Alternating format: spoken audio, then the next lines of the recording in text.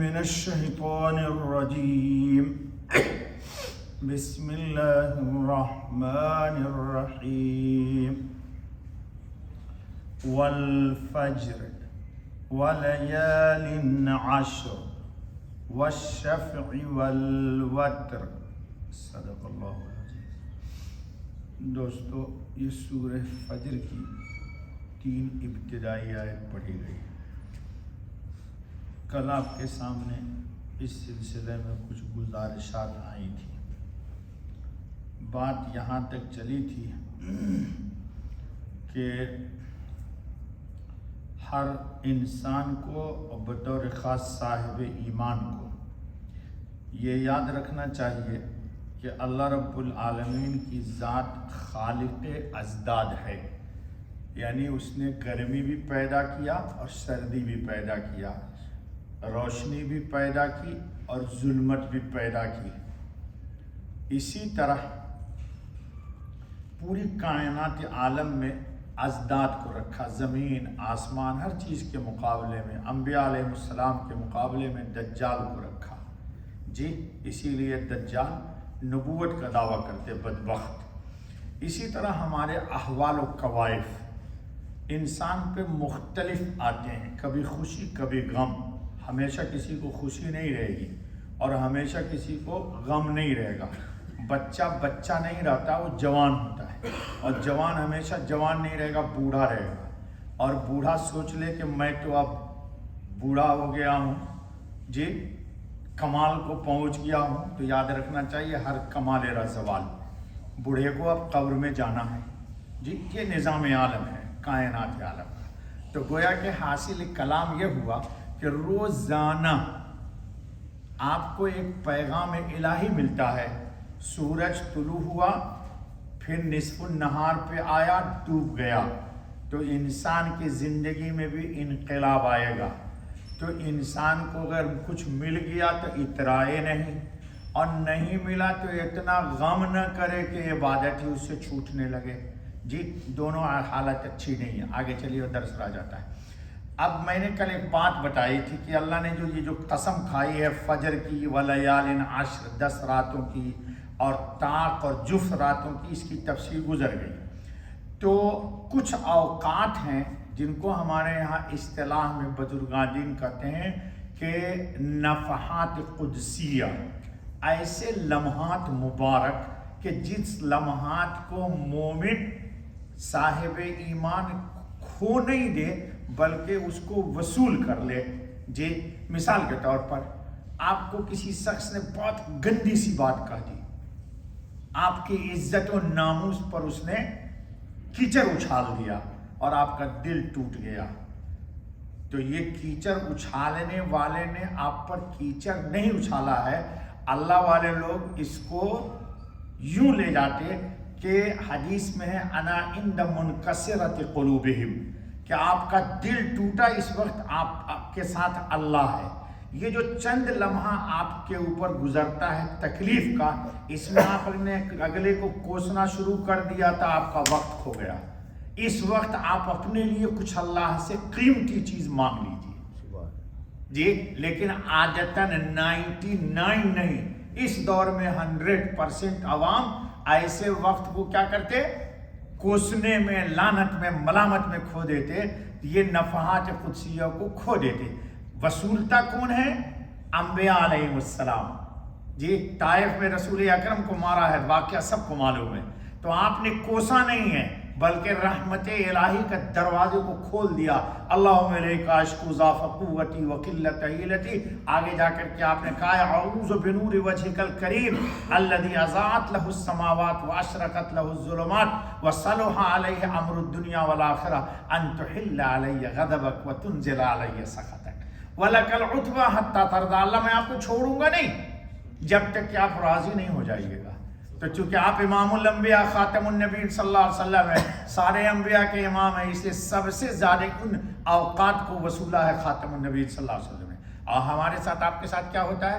جیسے کسی نے 2 تھپڑ مارا تو گالی دینا شروع کر دیا آپ نے، تو گویا کہ آپ نے وقت کو کھو دیا۔ تو کچھ اوقات مبارک ہوتے، سنیے رسول اللہ خاتم النبی صلی اللہ علیہ وسلم نے فرمایا کہ عبادت کرنے کے لیے اللہ کے نزدیک سب دنوں میں عشرہ ذی الحجہ سب سے افضل ہے. جی روایت میں ہے کہ صحابہ نے پوچھا ولا جہاد، تو حضور نے فرمایا ولل جہاد، اللہ کے راستے میں نکلنے سے بھی زیادہ اس 10 دنوں ذی الحجہ میں اللہ کی عبادت زیادہ اللہ کو پسند ہے. اس کے ہر دن کا روزہ 1 سال کے روزوں کے برابر ہے. کوئی رکھتا ہے رمضان کے روزے کے لیے تو آپ دبا کر کے پکوڑے پکاتے، جی دہی بڑے لگا دیتے جی، لیکن عشرہ ذی الحجہ کا روزہ حضور نے فرمایا کہ 1 دن کے روزے کا ثواب 1 سال کے روزوں کے برابر ہے، اور اس میں ہر رات کی عبادت شب قدر کے برابر ہے. یہ روایت امام ترمذی ابن ماجہ نے نقل کر دیا حضرت ابو ہریرہ رضی اللہ عنہ. دوسری روایت ہے کہ نبی اکرم صلی اللہ علیہ وسلم فرماتے، حضرت جابر کی، کہ رسول اللہ صلی اللہ علیہ وسلم نے والفجر والیال عالم کی تفسیر میں فرمایا کہ اس سے مراد عشرہ ذی الحجہ ہے. حضرت عباس نے فرمایا کہ یہ 10 راتیں وہی ہیں جو موسیٰ علیہ السلام کے قصے میں آئی ہیں، وَأَتْمَمْنَاهَا بِعَشْرٍ، کیونکہ یہی 10 راتیں سال کے ایام میں افضل ہیں. امام قرطبی نے فرمایا کہ حضرت جابر کی یہ حدیث مذکور ہے کہ افضل ایام ہونا عشرہ ذی الحجہ کا معلوم ہوا. اس سے معلوم ہوتا ہے کہ حضرت موسیٰ علیہ السلام کے لیے بھی یہ 10 راتیں ذی الحجہ کی مقرر کی گئی تھی. اتنی مبارک راتیں ہیں. یہ گزر چکا ہے ہمارے درس میں پہلے بھی کہ ان 10 راتوں میں کثرت سے تیسرا کلمہ پڑھنا چاہیے 10 دنوں میں، سبحان اللہ والحمدللہ ولا الہ الا اللہ واللہ اکبر. حضرت ابو ہریرہ کی روایت ہے کہ رسول اللہ خاتم النبی صلی اللہ علیہ وسلم نے فرمایا کہ ذی الحجہ کی 10 دنوں کی عبادت سے زیادہ اللہ کو اور کسی دن کی عبادت محبوب نہیں. اس کا ہر دن کا روزہ سال بھر کے روزوں کے برابر، اور اس کی ہر رات کی عبادت شب قدر کے برابر ہے. کس کے برابر ہے؟ شب قدر کے برابر ہے. اور سن لیجئے ذرا جی، جفت اور طاق رات.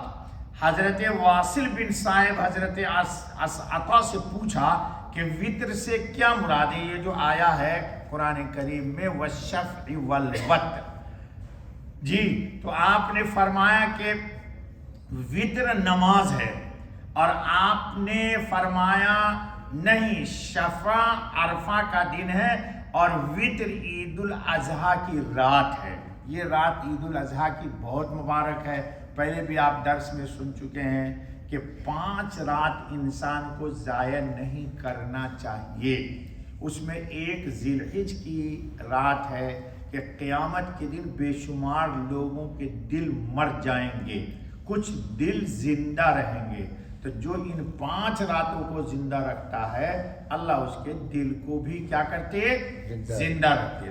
بخاری اور مسلم میں روایت ہے کہ اللہ تعالیٰ کے 100 میں 1 کم یعنی 99 نام ہیں.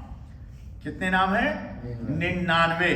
جو انہیں یاد کر لے وہ جنتی ہے. روایت کہاں ہے؟ بخاری اور مسلم میں. جی میں اپنے دوستوں کو کہتا ہوں اکثر، میرا بھی معمول ہے، فجر کی سنت پڑھ کے سب سے پہلے اللہ کا 99 نام میں پڑھتا ہوں.